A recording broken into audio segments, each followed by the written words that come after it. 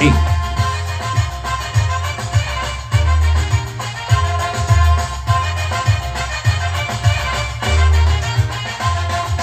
Când eram băiat acasă, tare bine mai era.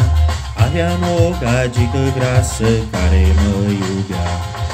Dar când am plecat în lume, ursitoarea m-a mințit că am să ajung un barosan bogat și fericit.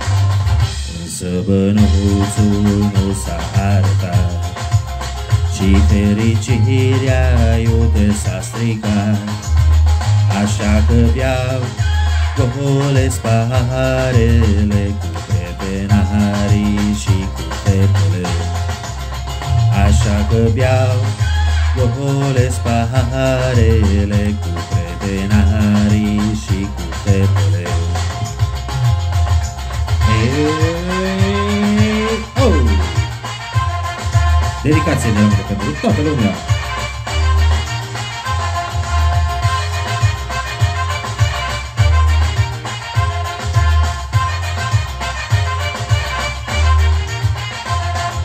Ce-mi plăcea s-o facem lată, asta mi era boala. Unde n-ajungeam vreodată, asta era școala. N-am nici bani, n-am nici mașină și de datorii sunt full. Am o gașcă și o chitară și asta mi-e destul. Însă bănuțul nu s-a arătat și fericirea iute s-a stricat.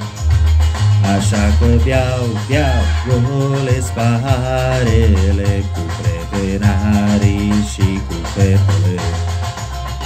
Așa că beau, golesc paharele cu crepenarii și cu fetele.